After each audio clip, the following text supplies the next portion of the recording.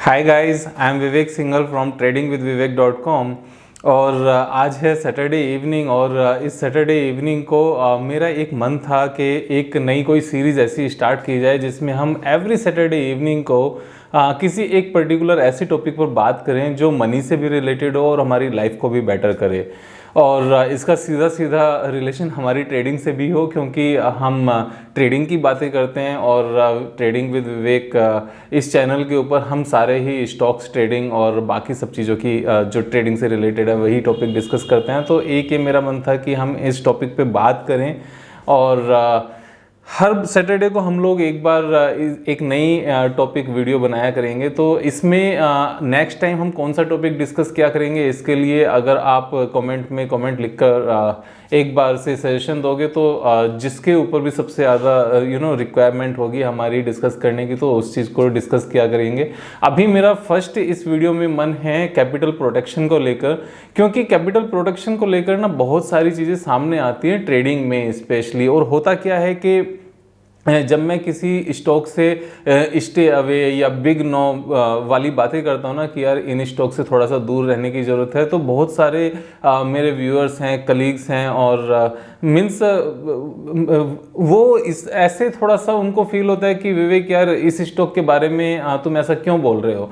देखो वहाँ पर मेरा पर्पज़ कैपिटल प्रोटेक्शन से रिलेटेड हम बात कर रहे हैं इसमें, तो वहाँ मेरा पर्पज़ कभी भी ये नहीं होता कि ये कंपनी बेकार है या बहुत बेकार कंपनी है या मैनेजमेंट बहुत बेकार है या ये सब चीज़ें वो सब चीज़ें नहीं। मेरा पर्पज़ वो बिल्कुल नहीं होता किसी भी इंडिविजुअल पे या किसी भी तरह की कोई ब्लेम गेम वाला कोई कॉन्सेप्ट नहीं है या कोई ऐसा मन नहीं है, कोई इच्छा नहीं है। सिर्फ मेरा क्या मन है कि हम अपनी कैपिटल को प्रोटेक्ट कर सकें। देखो यहाँ पर 1500 से ज़्यादा लिस्टेड कंपनीज हैं, जरूरी नहीं कि जहाँ पर हमें किसी भी तरह का थोड़ा सा भी डाउट हो हम उसी में काम करें या उसी में जाएं।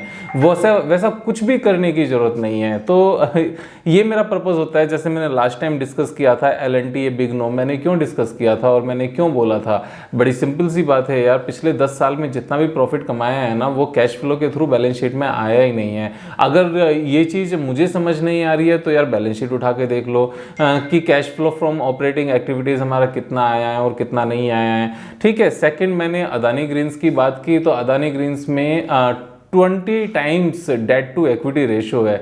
अब 20 times debt to equity ratio में जाने की क्या ज़रूरत है? बाकी क्या 1500 कंपनीज कहीं निकल गई क्या? देखो ये ना स्टॉक ट्रेडिंग को लेकर ना मैं हमेशा एक चीज़ कहता हूँ कि हमारे पास अपनी एक वॉच लिस्ट होनी चाहिए। वॉच लिस्ट में सिर्फ उन कंपनीज को रखो जिनके साथ आप कंफर्टेबल हो, क्योंकि स्टॉक्स में ट्रेड करना ये इस तरह से, देखो मैं कैसे लेता हूँ इस चीज़ को, मैं इस तरीके से लेता हूँ कि ये ना अपनी कि जैसे हम किसी अपनी सिस्टर के लिए कोई लड़का देखने जाते हैं ना, तो हम ये देखते हैं उसकी आंखें तो खराब नहीं है या वो पहले से बिगड़ा हुआ तो वो नहीं है, या ज़्यादा ज़रूरत से ज़्यादा स्मोकिंग तो नहीं करता, बहुत ज़्यादा ड्रिंक तो नहीं करता, जॉब कैसी है, जॉब कैसी नहीं है। और जहाँ पर हमें किसी से ये पता चलता है ना कि यार ये तो इतनी ड्रिंक करता है कि कई बार तो रात को घर ही नहीं आता, तो क्या हमें उस चीज़ को इग्नोर करने की ज़रूरत है? तब सब लोग यही कहते हैं कि सिर्फ उसी लड़के से शादी करने की ज़रूरत है क्या? बाकी पूरी दुनिया में तुम्हें कोई दूसरा लड़का नहीं मिला क्या? दूसरे लड़के नहीं हैं जो इस तरह से इतनी गंदी आदतें नहीं है? तो सेम मेरा कंपनीज को लेकर कॉन्सेप्ट होता है। जहाँ पर बैलेंस शीट में हमें इतनी सारी प्रॉब्लम्स नज़र आ रही हैं, तो क्या ज़रूरी है इसी तरह से उसी कंपनी में जाके ट्रेड करना है, उसी में पैसे लगाने हैं क्योंकि बाकी तो कोई कंपनीज ही नहीं बची? अरे यार उन कंपनीज में हमें इन्वेस्ट करना चाहिए, ट्रेड करना चाहिए जहां पर हमारी कैपिटल प्रोटेक्ट रह सके एज ऑन डेट में जो डेटा अवेलेबल है उसके बेस पे। अब फ्यूचर में तो देखो इसको सेम अगर हम कॉन्सेप्ट से लिंक करें, जो लड़का आज की डेट में गंदी आदतें रखता है तो वो आगे चल के सुधर सकता है। अब ये चीज़ें मतलब ये दलील देना कि यार कल को ये तो सुधर जाएगा, कल को इसकी तो अच्छी आदतें हो जाएंगी क्योंकि इसके पापा ने ये बोला है कि ये चीज़ हम ये लोन उतार देंगे और ये कल से पीनी बंद कर देगा, तो कल से पीनी बंद कर देगा तो मतलब यार जब करेगा तब करेगा, अभी तो नहीं किया ना, अभी तो उसको गंदी आदतें हैं। तो अगर मैनेजमेंट ये कहती है ना कि कल को हम ये लोन उतार देंगे अपनी बैलेंस शीट से और इस तरह के सारे वादे होते हैं, तो उन वादों में कुछ नहीं रखा है यार, जो फैक्ट है उसी के ऊपर बातें करते हैं। अब बात आती है कि क्या बेकार लड़का अच्छा नहीं कमा सकता?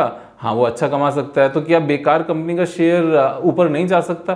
भाई बिल्कुल जा सकता है, इसमें ये कोई पॉइंट ही नहीं होता कि ये अभी 900 पर ट्रेड कर रहा है तो 1200 पे चला जाएगा, 1500 पे चले जाएगा। विवेक भाई आप देखने लगे LNT तो बहुत ऊपर चला जाएगा, जा सकता है यार, बिल्कुल जा सकता है। मेरा मन नहीं है जहां पर सारी प्रॉब्लम सामने नजर आती है उसमें ट्रेड करने का। और मैं ये चीज़ सबको कहता भी हूँ, अपने सारे फ्रेंड्स को, कलीग्स को और जितने भी लोग जानने वाले हैं ना, उन सबको एक ही चीज़ कहता हूँ, क्या बाकी कंपनीज कहीं चली गई हैं क्या, जो अच्छी कंपनीज है ट्रेड करने के लिए? जैसे हम ये बात करते हैं बाकी लड़के कहीं चले गए हैं क्या। अब अगर अदानी ग्रीन्स की बात करें, अदानी ग्रीन्स में 20 डेट इक्विटी रेशियो है, यानी कि अगर 1 रुपया अपना लगा हुआ है तो 20 रुपये लोन के लगे हुए हैं। अब वो शेयर 20 गुना हो गया पिछले 1.5-2 साल में, तो क्या ऊपर जा सकता था? हाँ यार, कोई भी चीज़ कहीं तक भी जा सकती है, लेकिन जब वो ऊपर से टूटेगी ना तो सब लोग ऐसे ही फंसे रह जाएंगे जैसे रिलायंस पावर में फंसे हुए थे। तो अच्छा, ये भी हो सकता है कि कल को वो कहीं से इस तरह की फंडिंग ले आए, इस तरह का कॉन्सेप्ट ले आए कि वो चीज़ें रिजोल्व हो जाएं। अब रिजोल्व हो भी सकती हैं यार, क्या फर्क पड़ता है, लेकिन अभी तो सिचुएशन खराब है ना। तो जहां पर अभी बैकग्राउंड किसी भी कंपनी की फाइनेंशियली अगर खराब है तो उसमें जाने की बिल्कुल जरूरत नहीं है दोस्तों। ये मेरा कहना है आज के सैटरडे इवनिंग में, जो एक मेजर कॉन्सेप्ट है ट्रेड करने का। तो इस ट्रेडिंग में मतलब आज की डेट में मेरा कहना यह है कि कैपिटल प्रोटेक्शन से ज़्यादा इम्पोर्टेंट कुछ नहीं होता। और कैपिटल प्रोटेक्शन को लेकर सबसे इम्पोर्टेंट तो ये है कि हम जो कंपनी चूज करें वो सॉलिड कंपनीज हों, आज की डेट में सॉलिड हों। कल को अगर सिचुएशन चेंज होती है, we will also change the situation.